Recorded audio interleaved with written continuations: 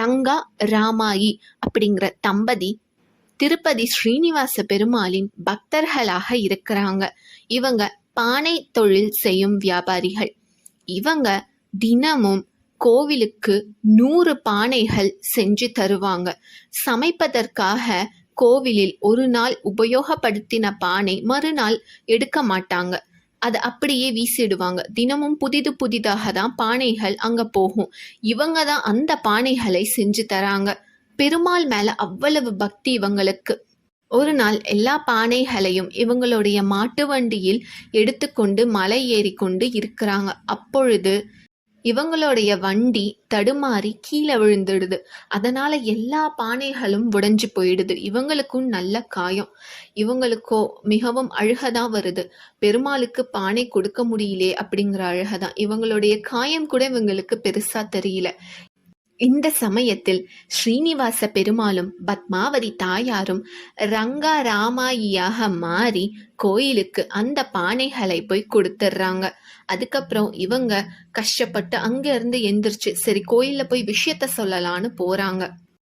இவங்க கோயிலுக்கு போகும் பொழுதே அங்க நீங்க இப்பதானே வந்துட்டு போனீங்க, என்ன மறுபடியும் வந்திருக்கீங்க, என்ன உடல் முழுவதும் காயமாக இருக்குது, என்னாச்சு உங்களுக்குன்னு கேக்குறாங்க. உடனே அவங்க நடந்த விஷயத்த சொல்லி மன்னிப்பு கேக்குறாங்க.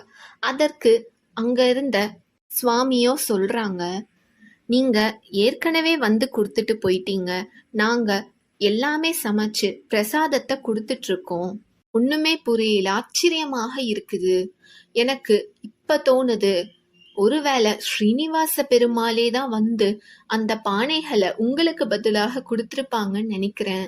நீங்க தீவிரமான பெருமாள் பக்தர்கள், அதனால கடவுள் உங்களை கைவிடல அப்படின்னு சொல்றாங்க. இத கேட்டதான் அவங்களுக்கு அவ்வளவு சந்தோஷமாக இருந்தது.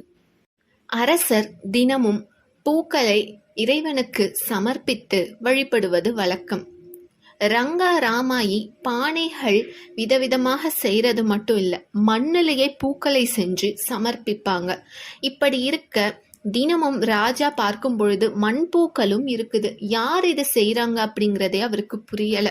ஒரு நாள் ரங்கா ராமாயி அந்த பூக்களை அங்கு வந்து போடுவதை பார்க்கறாங்க.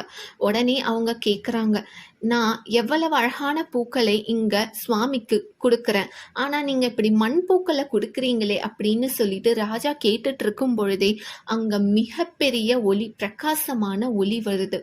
அந்த இடத்துல ரங்கா ராமாயி ராஜா அதுக்கப்புறம் அமைச்சர் இருக்கிறாங்க. அப்போ ஸ்ரீனிவாச பெருமாளே காட்சி தராங்க. அவங்க 4 பேருக்கும் காட்சி தந்து, ரங்கா ராமாயி நீங்க 2 பேரும் எனக்காக எவ்வளவோ சேவைகள் செஞ்சிருக்கீங்க, உங்களுடைய பக்தியில் நான் மிகவும் திருப்தி அடைஞ்சிட்டேன், அதனால என்னோடு வைகுண்டத்திற்கு வாங்க அப்படின்னு சொல்லிட்டு அவங்க அழைக்கிறாங்க. இவங்க 2 பேருமே கண்ணீருடன் அவங்கள வணங்கி கொண்டு இருக்கிறாங்க. அந்த சமயத்தில் ராஜாவிற்கு அவ்வளவு சந்தோஷமாக இருக்குது. இந்த ரங்காராமாயி எவ்வளவு பெரிய பக்தர்களாக இருந்தா இவங்களுக்காக பகவான் காட்சி தரும் பொழுது நாமளும் இந்த அரிதான இந்த தரிசனத்தை பார்க்கும் பாக்கியம் நமக்கு கிடைச்சிருக்கே அப்படின்னு நினைச்சு அவங்களும் அழறாங்க. அதுக்கப்புறம் ரங்கா ராமாயி பகவான் விஷ்ணுவுடன் ஐக்கியமாயிடுறாங்க. பகவான் ராஜா கிட்ட சொல்றாங்க, நீயும் என்னுடைய பக்தர் தான், அதனால தான் உனக்கும் நான் காட்சி தந்தேன். இருந்தாலும் ரங்கா ராமாயி பற்றி நீ புரிந்து கொள்ள வேண்டும் அப்படிங்கிறதுக்காக தான் அவங்கள நான் என்னுடன் அழைச்சிட்டு போகும்பொழுதே உனக்கு காட்சி தந்தேன் அப்படின்னு சொல்றாங்க. ராஜாவிற்கு அவ்வளவு அழுக வருது. ஆனந்த கண்ணீருடன் பகவானை வணங்குறாரு. ரங்கா ராமாயியுடைய பக்தியையும் அவர் புரிஞ்சுக்கிறாரு. நாம் பகவானுக்காக எந்த ஒரு எதிர்பார்ப்பும் இல்லாம சேவை செய்யும் பொழுது அவர் கட்டாயமாக நம்மளை ஏற்றுக்கொள்வார். நன்றி, வணக்கம்.